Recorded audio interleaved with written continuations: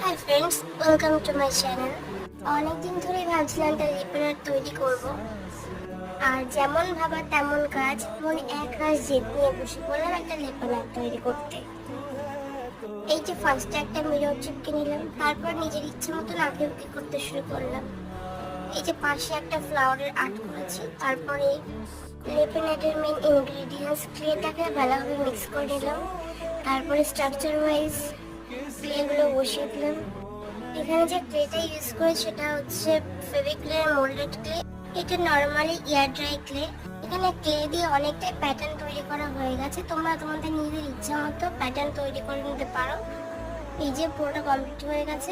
তারপরে একটা black fabric colour দিয়ে পুরোটা ব্ল্যাক করে দিয়েছি। এই যে দেন আমি অফ ক্যামেরায় কালারটা করে নিয়েছি পিঙ্ক আর ইয়েলো কালার। আর লিপেন আর্টের মিররগুলো ছাড়া তো কমপ্লিট হবে না। এই যে ফাইনাল লুক কেমন হয়েছে কমেন্টে জানিও।